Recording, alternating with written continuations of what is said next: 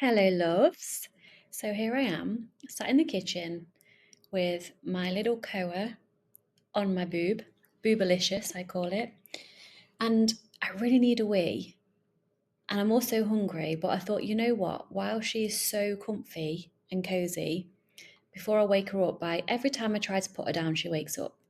She sleeps well at night, but just in the day, she can only sleep on me. I thought before I put her down, wake her up, go for a wee, and get something to eat, I thought it'd be a great time to record a podcast.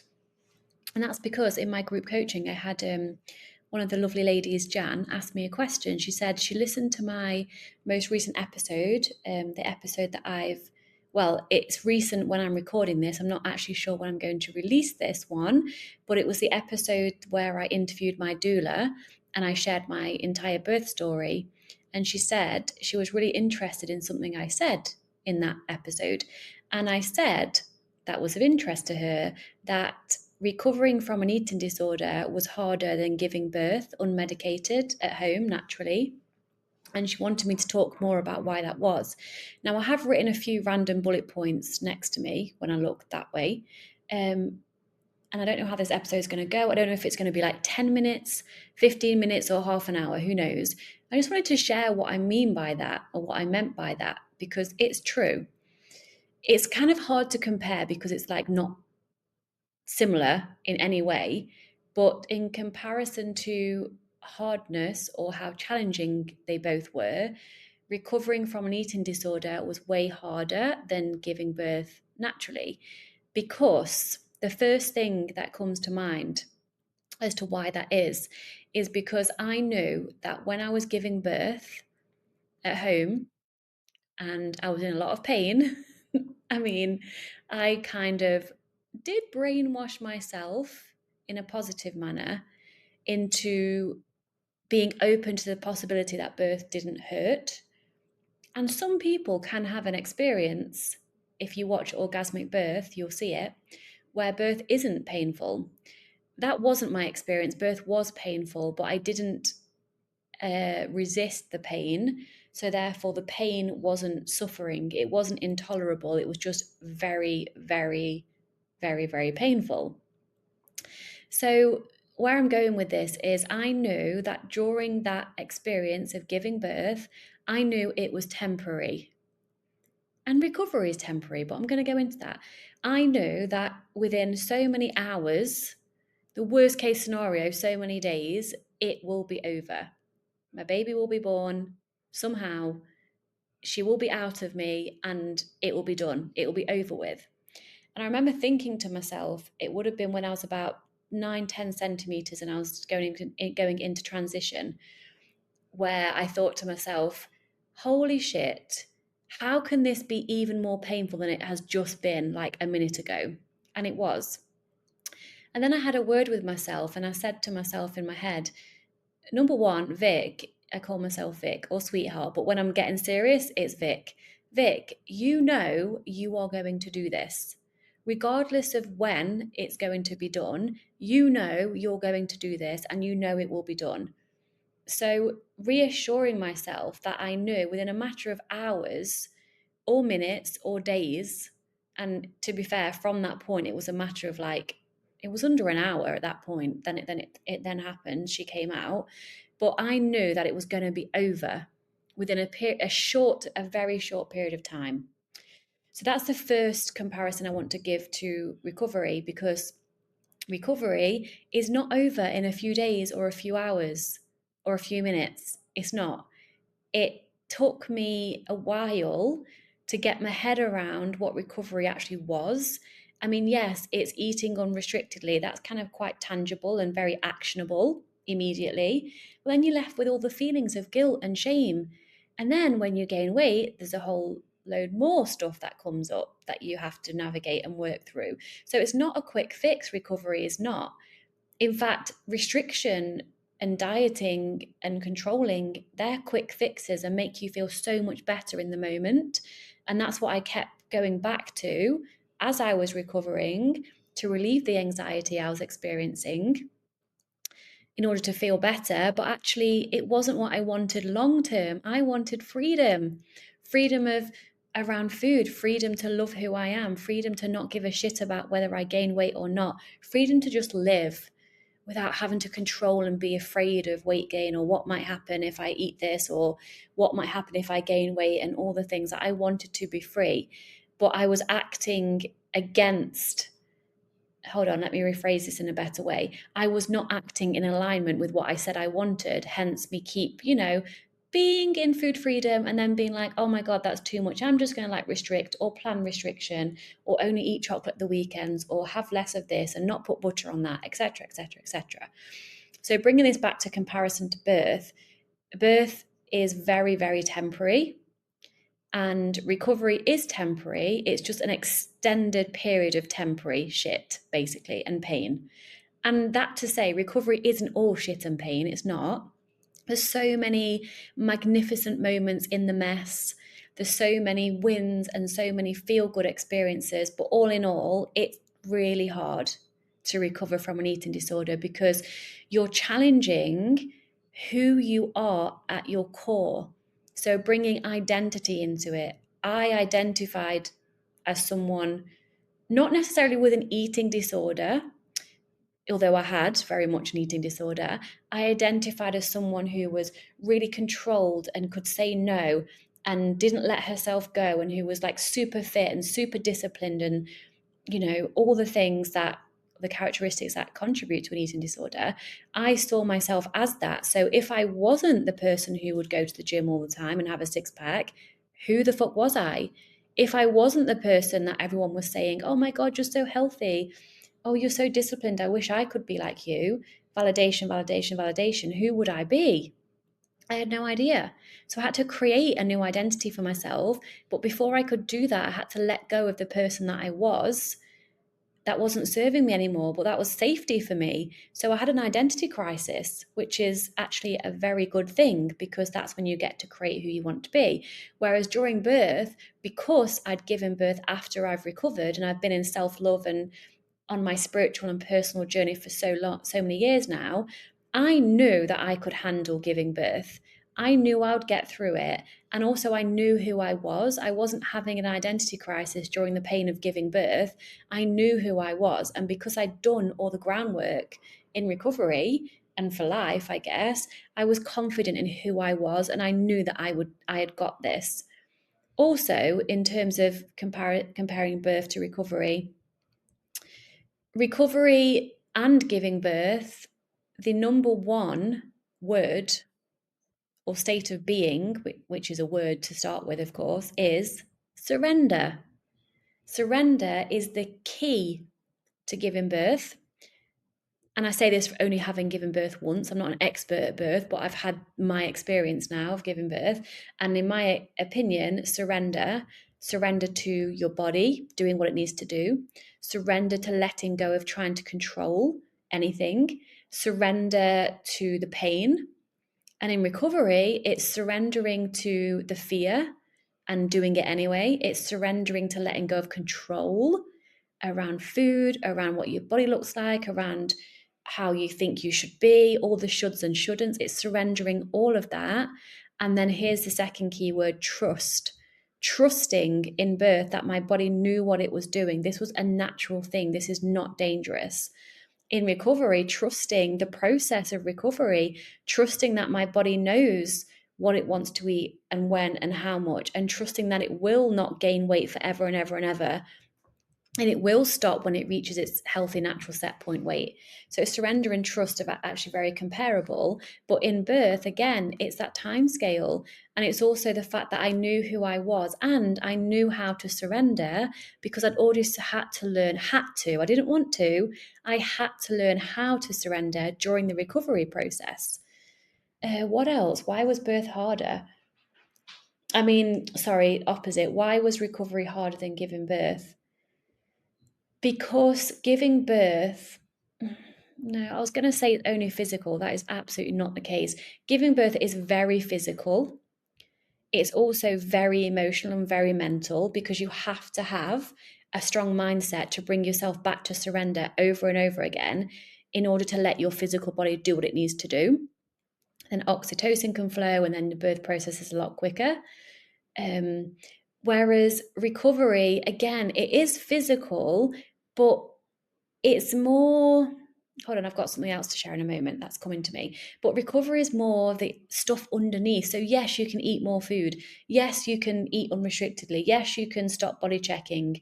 But in order to do those physical things, you have to do the inner work. You have to do the surrendering, the reframing of your limiting beliefs every freaking day, the reframing of what weight gain means every freaking day for weeks and months. Whereas giving birth, I didn't have to reframe beliefs actually because I'd done the groundwork before. If you don't know what I'm talking about, go and listen to my episode with my doula. I talk about unlearning all the conditioning I have had around what I thought giving birth was and what it meant and how it was. So I didn't need to reframe beliefs during the birthing experience because I'd already done that leading up to it. I'd already done the groundwork. Whereas recovery is having to reframe beliefs over and over again and having to create evidence that the new belief you want to believe can be true for you. So again, it's a longer process and it's more inner work over time with consistency. Where else did I want to go? I thought of something around giving birth and I said I'd come back to it, and now I can't think of what it was. Please, unconscious mind, tell me what you wanted to say. Oh, yeah, that was it. Thank you, unconscious mind. Giving birth, it almost had nothing to do with me. That's why it was easier, because my body's going to give birth anyway. There's nothing I can do to stop my body giving birth to my baby when the time came. There's nothing I could do. I could slow it down by being afraid and by tensing and by not surrendering and by freaking the fuck out. I could slow the birthing process down, but ultimately my body is giving birth to my baby. It's almost like I'm just a passenger. And all I can do to assist my body doing its thing is surrender, trust, let go, relax, and breathe. So giving birth was easier without medication because I had no choice. You know what I mean? It was happening whether I liked it or not. I had no choice. It wasn't like, shall I choose to give birth and face the pain right now? Or shall I choose to be pregnant for a bit longer? No, I'm giving birth right now. It's happening. Whereas recovery is a fucking choice every single moment of the day. Do you choose food freedom and the cost that comes with that temporarily, which is fear, discomfort, having to rewire all the limiting beliefs and work on your self-worth and your lovability and acceptance and all the things, the deeper work that take time and exploration, and a great coach to help you with that. Wink wink. That wasn't a wink. I think I closed both eyes at the same time. Let me try again. There we go. That was a bit of a sexy wink though, wasn't it? What am I even saying here? Yeah, recovery is a choice. This is a big thing, actually. I'm glad I've come onto this. Giving birth is not a choice. It's going to happen anyway. You know what I'm saying? So recovery is a choice and it's a process, and giving birth isn't a choice. It's going to happen either way. Let me have a look at my notes. Have I missed anything? Letting go of control. I've talked about that. Trusting my body instead of micromanaging every bite and movement. In terms of recovery, letting go of control. The hardest aspects of recovery, I wrote down facing the emotions I had numbed for years without restriction, over exercise to suppress them. A lot of recovery is facing emotions that you don't want to face. It's feeling the emotions that come up when you sit still without doing anything. It's feeling the emotions that come up when you gain weight and you look in the mirror and you're literally crying with hatred and disgust and you want to rip your own skin off because of the weight gain. It's dealing and facing and navigating and embracing those feelings that come up when that happens. Yeah, it's sitting with discomfort, whether the discomfort is fullness, weight gain, the mental chaos, the deeply ingrained beliefs that feel so true. I remember feeling like it was so incredibly true that I could never be truly happy unless I was thin. I don't know how I even, where am I even going with this? I don't know. I didn't know how it was possible to be happy without being thin or without loving the way my body looked. And it is, because I'm here living that reality. The hard aspects of recovery, breaking free from external validation, that's a key one. Whereas giving birth, it has nothing to do with external validation, because you go into labor land, that I call it. You go inward and you're in like a bit of a different consciousness level when you get into the really active part of labor. So it's not really anything to do with anybody else. It's your journey and your journey alone. I remember feeling quite lonely at one point giving birth when her head was about to come, well, when her head was crowning. I remember thinking, oh my God, how the hell is this going to fit out of me? And I remember having a very slight panic of like, I am totally alone in this. Only I can actually do this. No one else can do it for me. And that is the same as recovery. It is the same. But it had nothing to do with external validation, giving birth. It was my thing, and recovery is your thing.